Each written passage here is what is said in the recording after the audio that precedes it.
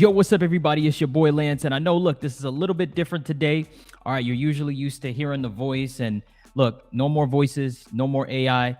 All right, this is really me, okay? I appreciate the support that you guys have given me so far. All right, and today we're going to be getting right into it, all right? This video is Tucker Carlson responds to neon critics after saying nukes are evil on Joe Rogan. All right, without further ado, let's get into it. Yo, what's up, everybody? Welcome to The Motive, and today, we got a crazy one today, okay? See, y'all know Ben Shapiro and Tucker Carlson have been going at it. They've been going at it, and we're going to play these clips real quick back to back just to show you the magnitude of it. Check it out. When Tucker talks, there's a grain of truth to much of what Tucker says. There's truth, a lot of truth. It's the idea that a lot of our powerful institutions have been corrupted and that people inside those institutions have used that power in order to lie and change the narrative. But there is a difference, again, between healthy skepticism, a demand for evidence. That's what skepticism is. When you start thinking that being a critical thinker is just the asking of the questions rather than critically evaluating evidence and claims and counterclaims, that's wrong. If you're the kind of person who just asks questions, that's actually childish. All right, guys, let's get ready. Here we go. Thoroughly bizarre experience the other day, and maybe you can shed light on what it means, because I don't fully understand it. But I was doing Rogan's podcast at your urging, so thank you for that. I had a great time. I loved the podcast. Yeah, it was super, super fun, but it was very long. It was like 3 hours long. So, and I can't stop talking. So I'm right, another thing, and I'm going on about whatever, And at one point, I just blurted out for like 15 seconds something I've thought about recently, which is the use of the nuclear bombs, the only time they have been used, in August of 1945 against Hiroshima and then Nagasaki. Complex topic. A lot of it's not publicly well known. Okay. But just the bottom line fact that we dropped, particularly the bomb on Nagasaki, which was the Christian capital of Japan, by the way, that bomb was dropped on a church and killed, 3/4 of the Christians in the city, which bothers me as a Christian. But leaving even that aside, it killed civilians. It wasn't dropped on a military base. It was killed civilians. And I get why people did it, or maybe I don't get it, but I think 80 years later, we can say not something to brag about, incinerating civilians. I don't care what the context is. That's evil. That's basically all I said. Holy shit. Did I get attacked from the right? And I thought, and I don't even follow the attacks on me ever, but I kept getting texts from people. Oh, I can't believe you said that. Or people are mad at you for saying that.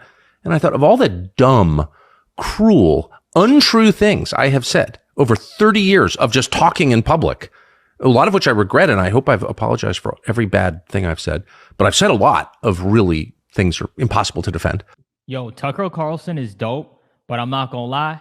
He definitely has said some stuff, right?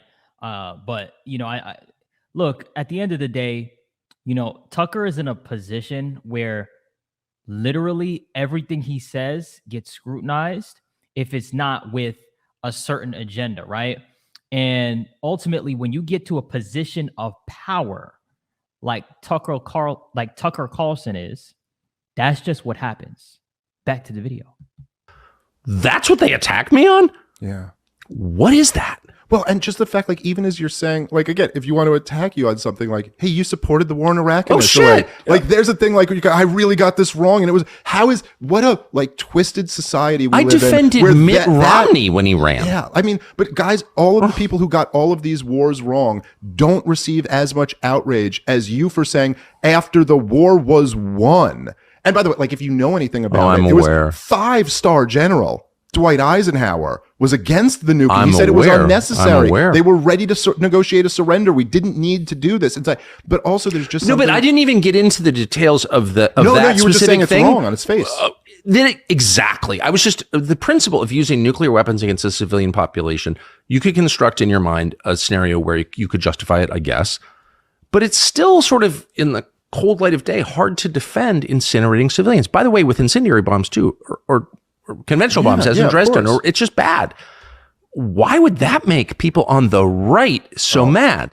What is that? So this is my kind of theory on it, is that if you'll kind of notice, World War II, which is a long time ago at this point, generates this enormous, you said the thing, I love when you said that, about how you could tell there's an infection because you touch it. Yes. People recoil. Yes. You can tell something's infected there, right? Yes. And I could sit here all day long and talk about how we shouldn't have fought World War I.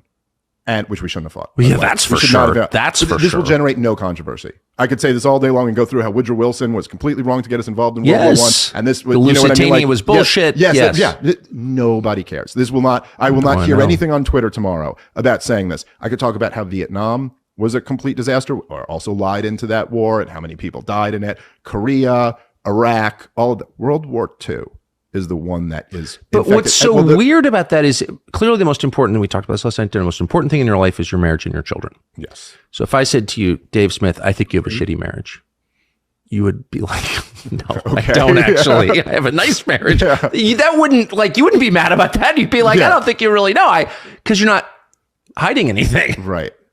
So, like, Well, so here's the Right? thing. Well, here's what it is, right?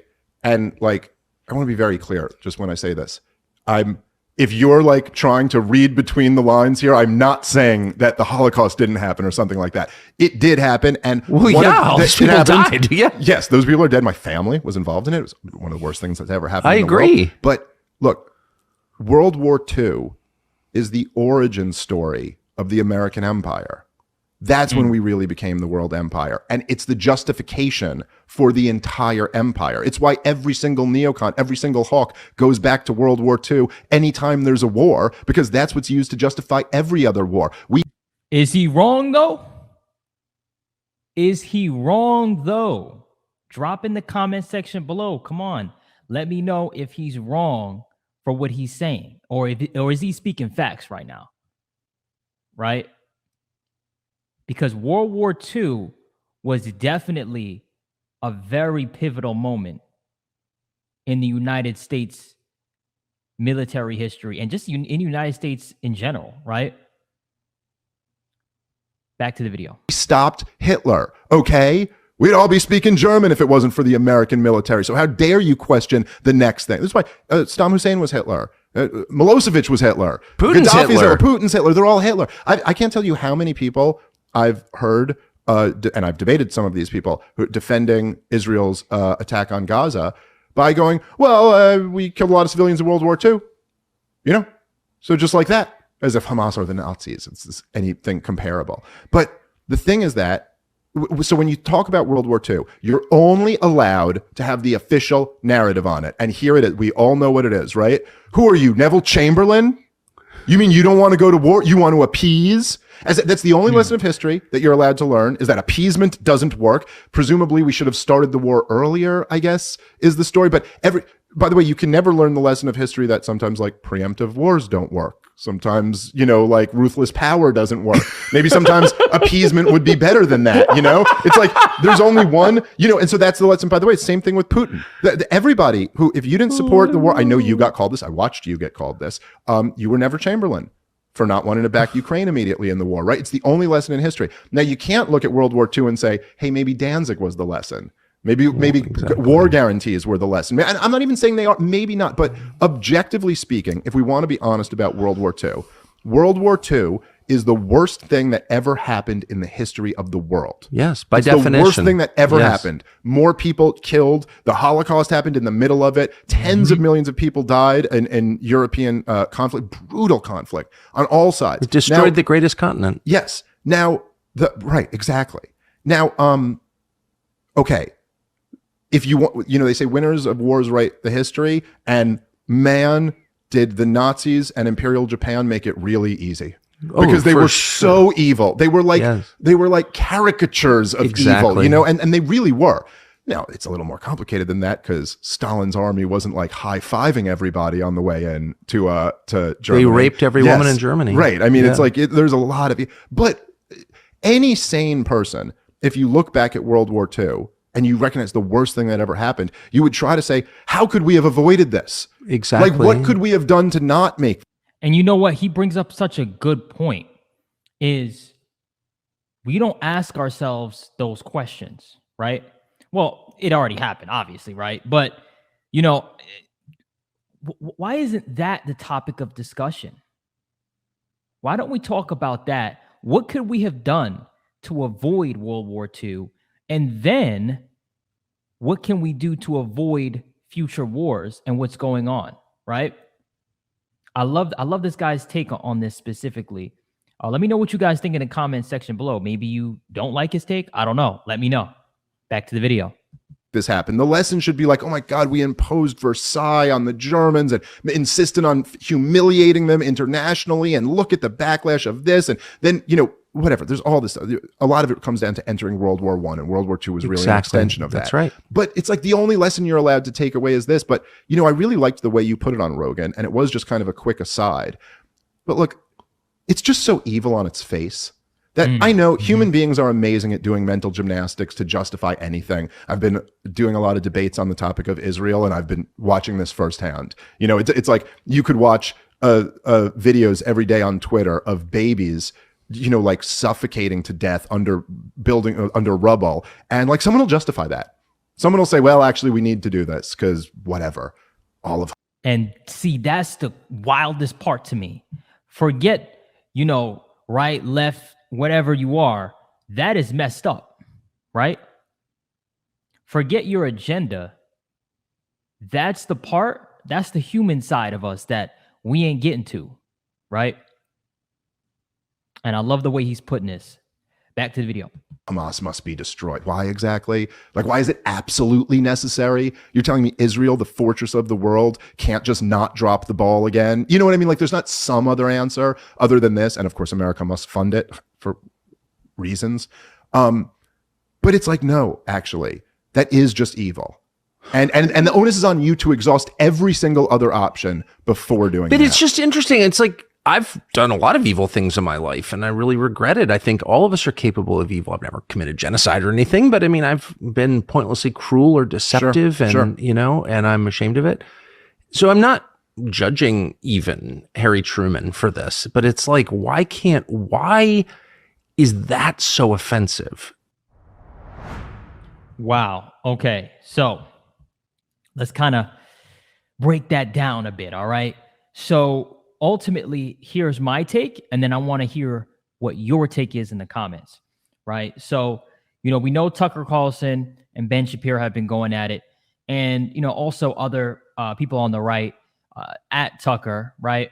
And ultimately, I think this video is refreshing to me because it really humbles you on what that guy just said. Yo, look, World War II was one of the most devastating things that happened on the planet.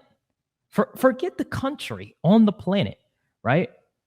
How can we find ways to prevent that? Let's talk about that. All this other stuff that's going on that we focused on, let's bring it back in and talk about that piece of it, right? So that's my personal opinion. I like that he brought that up, and I like how he related it to then modern day and what's going on in the Middle East. I like how he did that. That was really interesting how he pieced that together. But this is just my opinion. This is what I think. Let me know what you think in the comment section below. Thank you guys for your support. This is my first time showing my face on screen. Okay. So I really appreciate you guys. All right. No more, voices in the background. It's just going to be me. Love you guys. You guys are awesome. Make sure you slap the like button and kick the subscribe button for more. Until next time, I'm out. Peace.